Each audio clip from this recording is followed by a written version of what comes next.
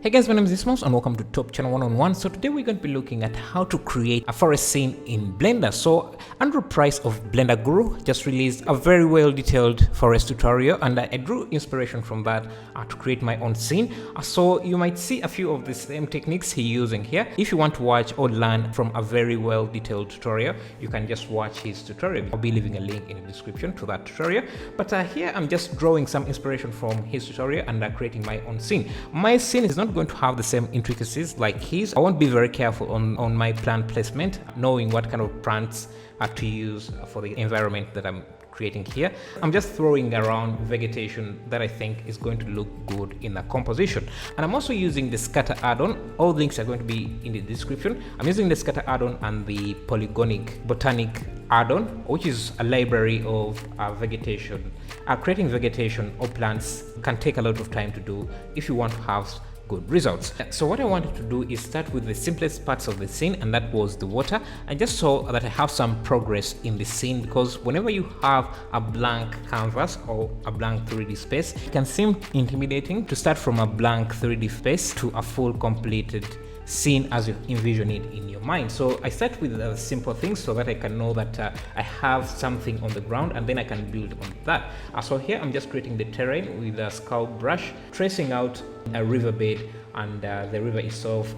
And since I already have the water, that plane is just going to give me the water level that I need. As you can see there, I just have to drag it up and down to get the composition I want. And where I need more detail, I just switch back to the sculpt tool and sculpt in those details.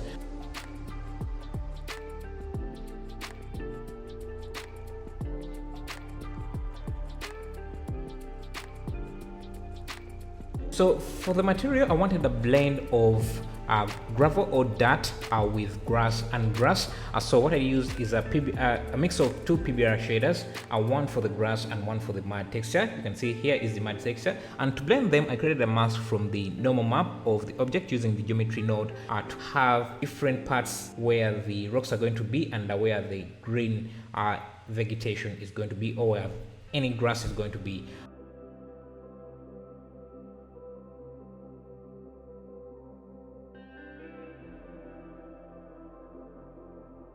I also wanted to have a height map or a height mask for the surface, so I use a gradient texture, sampling the Z position of the object from the geometry node to get that gradient mask.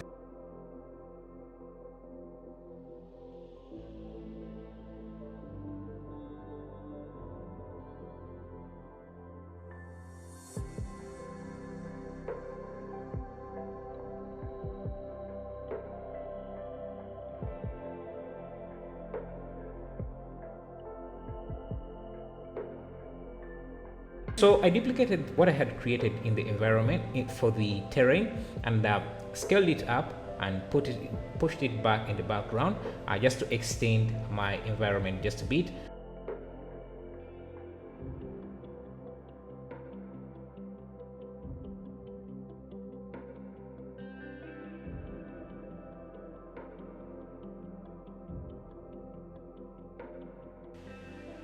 Then for the vegetation, I use Botanic, the add-on from Polygonic. This Botanic add-on is a library of different vegetation and has a lot of inbuilt functionality that you can use to add in vegetation.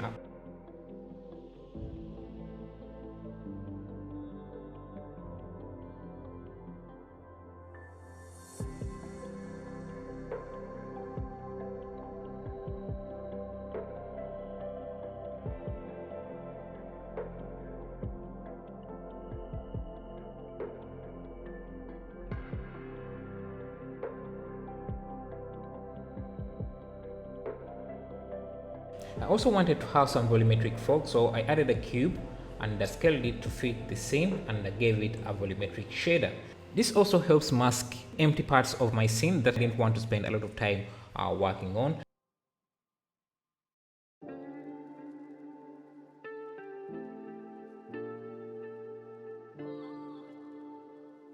I also added some trees again from Botanic to just fill up the background a bit with vegetations. As remember, we are trying to create a forest scene So if you have a few forest assets like trees, leaves, and a bunch of other things, it can really help you out.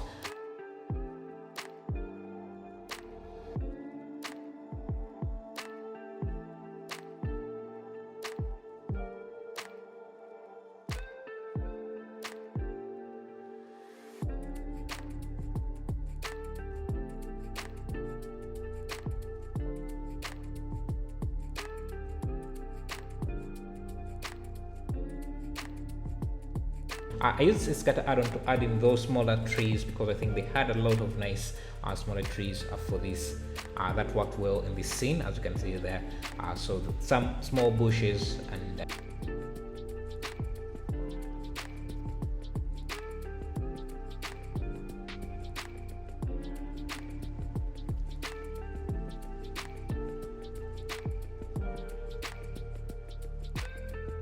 the great thing about the scatter add-on is that when your scene is getting heavy because of the vegetation you have added in, they have an option to turn off the polygons and change them into proxies that are light on your computer, so that you can easily work around your 3D view without it lagging too much.